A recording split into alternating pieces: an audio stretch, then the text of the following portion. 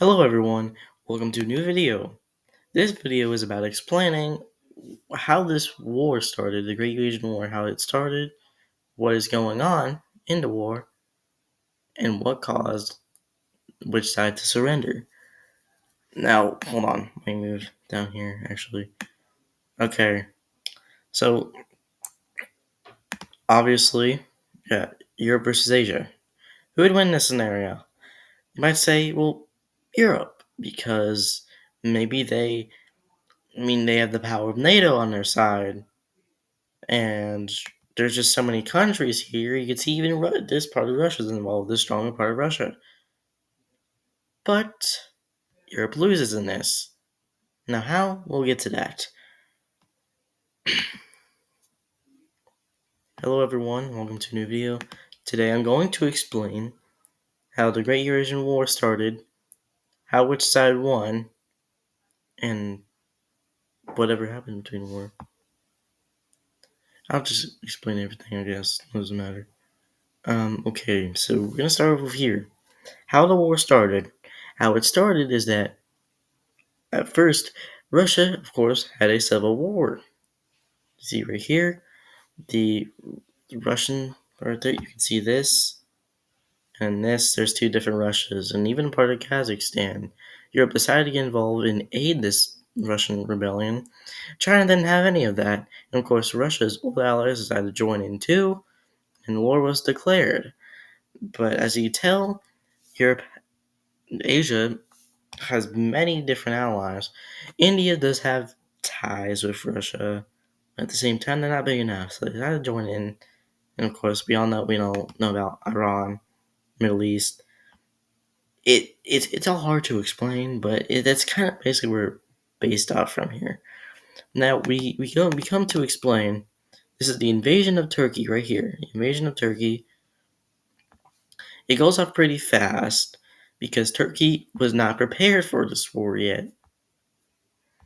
So obviously they get to invade. Europe has most of their army down here, but there is some armies here in Russia, but it's mainly stalemate.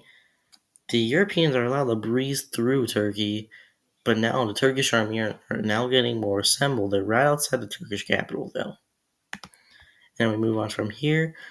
The Europeans start to invade the Caucasus region, so they can get all that sweet oil, you know, um, American influence, whatever. Oh, oil. Okay, anyways. So the Asians start to invade here so they can secure Russia and try to possibly encircle the Europeans at the Caucasus here. But that doesn't go very well since the army here is very powerful and they stalemate them. And then the army starts to push into Armenia and Georgia, and then the army of Europe push into Turkey farther. So Iran and other countries in the Middle East start moving their men over there to help Turkey. And then we have the European push counterattack into Kazakhstan again. Oh, wait. Cyprus invasion from the Asians. That appears a few times. There's not much to explain about that, but and then we have a really big invasion to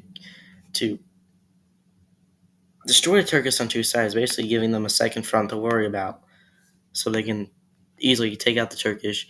They start pushing in Iran too. These counterattacks are ruining European resources still, so it makes it a lot harder for them to invade.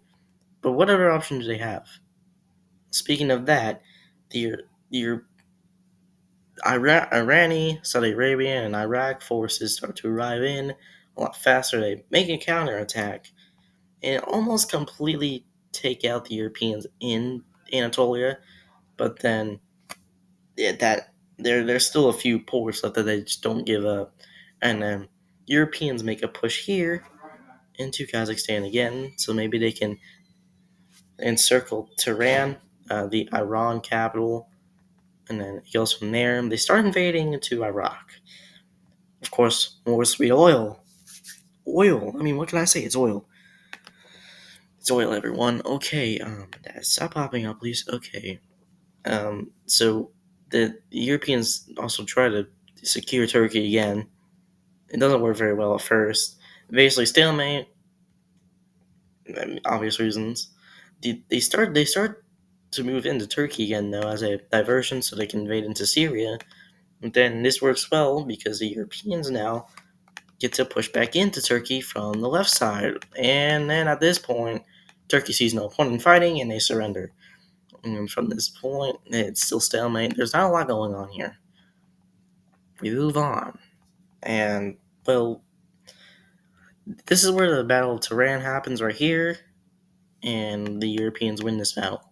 So now they basically hold the Caspian completely. This could help them with their invasion.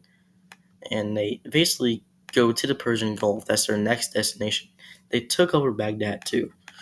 So this really helps them. And they start invading Israel and Jordan, even moving to Saudi Arabia. Because, of course, oil. They need oil to secure their needs. So this can help them push further into the land. Makes sense. Now, the Europeans are deprived at this point. With their pushes, they seem to be doing well, but it's wasting a lot of their resources, even with all the oil they're getting. Even with their natural resources, too, it doesn't help very well. And this gives the Asians a great chance to diverse and go here to take out the Europeans here, since they started to retreat from the area as well, so they can move down here into Arabia. 6 minutes in, okay. They move in. And basically, Iran makes a huge counterattack. Oh, another invasion in Cyprus. This time, the Europeans retake Cyprus. It doesn't take that long. It's Cyprus. Okay, there's nothing to explain there. So yeah, we move on from here.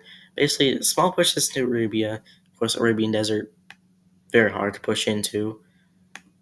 And then at this point, we have Asians, mainly Chinese troops pushing in here. They try to encircle the Caucasus, but it doesn't work. And then, there's a big invasion here. The Arabians start to retreat at huge numbers until they eventually stop and try to hold their line because China told them to. And then basically stalemate again. But then the Asians actually do something great for once, and they actually start moving in, being able to invade them successfully, almost completely cutting them off. However, this does not work as fierce European resistance stopped them from going to the sea completely. We move on. Iran continues pushing them back again. Arabia pushed them because they're losing a lot of resources from these counterattacks that they're doing. And Asia continues to push in. They almost got it, but then Europe starts pushing them out. And stalemate again until eventually the Asians make a huge counterattack here. It just kind of moves on. Oh, there you go. They basically encircled the armies here in Asia, and because they kind of did this, they like went down and they went up. They met each other here. There was encirclement here, and they started pushing that way because, of course, well, they encircle a large part of their army, so no way they could be able to fight that back. And then they take over the Persian Gulf again. Obviously, they're retreating again. At this point, it may look like Asia would lose, but look here. So they push back in, obviously, but this is bad because now they wasted all the resources. All the resources are gone. They run out of supplies. Now they have to force to live off the land, and now they're getting pushed back and they're dehydrating. Many soldiers are dying, and this gives Asia a chance to push right into Russia immediately. The Battle of Moscow begins. This is the deadliest battle in the war. Remember that. And eventually, Moscow is captured completely. And at this point, Russia sees no point in fighting anymore. Also, Europeans retreat from this area to try to move some of their troops to Russia. But yeah, it doesn't go very well. Russia still surrenders. Now they're encircled here, but Europe makes a huge counterattack. Sorry, I cannot talk today. We had 9 minutes already. Okay, we need to finish this up. Okay. So yeah, they push in. They push to St. Petersburg, Guild to the Baltic Sea, and basically from here, Europe's army starts to collapse. It doesn't look very well. They even make it to the Black Sea. Their encirclement tactic has actually worked this time. Now the Caucasus is completely cut off. Some troops manage to escape here so they can start fighting again in Russia, but it doesn't go very well. Many pushes just make them lose all of this. Turkey starts to get liberated again. They make a huge counterattack. St. Petersburg here is encircled. Yeah, there goes Turkey. The second battle in Anarcha, it leads in their victory, which means at this point the Europeans already knew they lost, but they still keep fighting. And of course, Asia starts to recapture Cyprus since there's no one protecting it anymore, and they left. Um, the Europeans are really trying to protect Russia out of everything, though, but they even try to push back in the Caucasus so they can, encircle the Turkish from this side. But it doesn't work very well since they make a counterattack into the Balkans. And most Balkan countries get defeated. It just goes on from there. And at this point, they just start to collapse completely. Like, I know I said it like 10 times, but seriously, at this point, no way they can come back. And they get a huge pushback from them. They try to push back. It works very well, but then they get pushed back out. There's nothing really to explain here.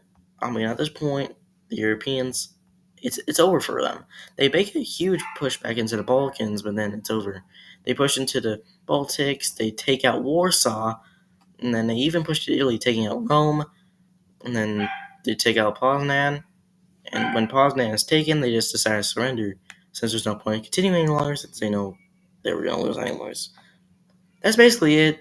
So I hope you guys enjoyed this video of explaining what's all been happening. Sorry I haven't been uploading for a long time. I'm sorry. I've been busy, been on vacation, everything like that. Anyways, I hope you guys enjoy this video. I hope y'all will come back to me eventually. So, thank you for watching. Goodbye. Man, that was a long video.